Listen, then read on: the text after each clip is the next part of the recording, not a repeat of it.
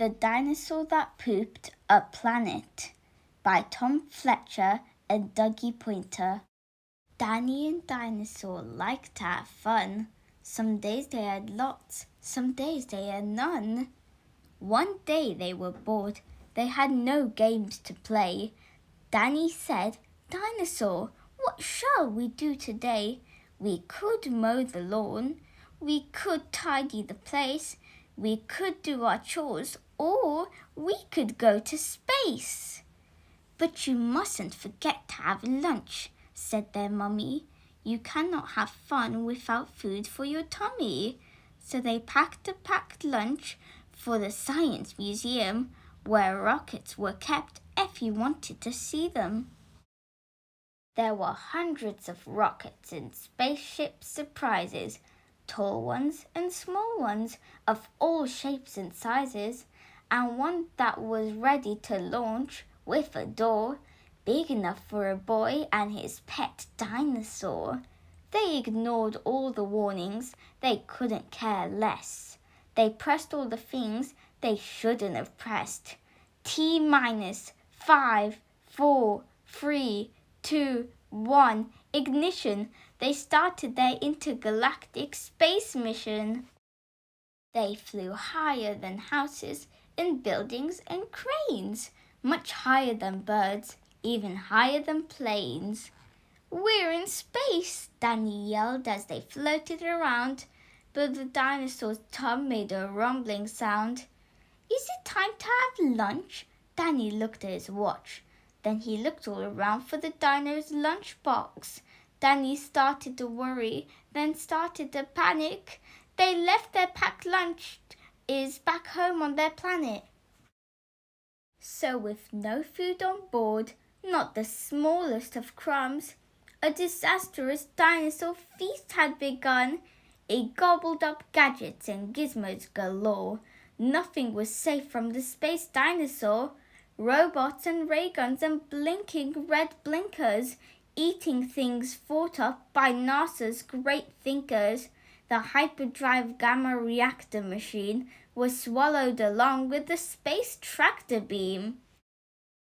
It chewed and it chomped on the spaceship controls. The rocket was dotted with dino tooth holes. Inside it was bare, the spaceship was empty. Outside there were more things to eat. There was plenty. It broke down the door with a cool ninja chop. Out in space, dinosaurs are much harder to stop. It chomped on the moon like a big chunk of cheese, then shoved even more in its mouth with a squeeze.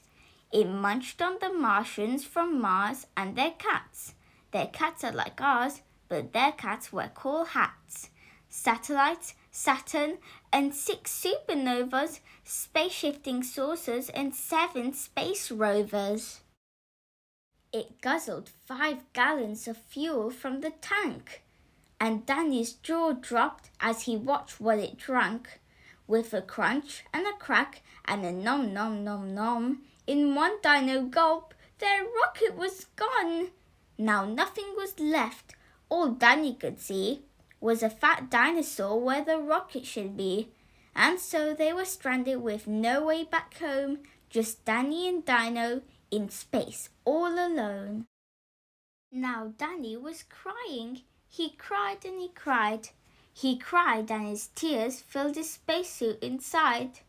Unless they were going to stay there forever, the dinosaur needed to do something clever. With the feeling of guilt deep down in its gut, its brain brewed a plan involving its butt. It knew there was only one thing it could do to get them back home. It needed to poo! Like a poop-powered rocket, the dinosaur flew. Danny hopped on its back and watched as it pooed. It pooped out the robots and ray guns and blinkers. The things NASA thinkers thought up were now stinkers. It pooped out the moon, it pooped out the stars, it pooped out the space rovers and Martians from Mars. When Danny looked back, he could see a poop trail from far out in space to the dinosaur's tail. It headed for Earth and they started to orbit. It pooped on the clouds, but the clouds just absorbed it.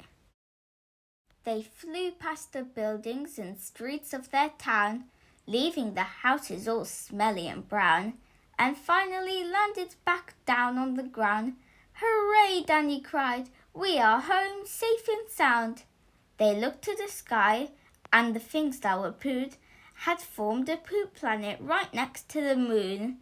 And so Danny promised to listen to Mummy, because fun is not fun without food for your tummy. And just when he thought all the pooping was done, a Mars cat plopped out of the dinosaur's bum.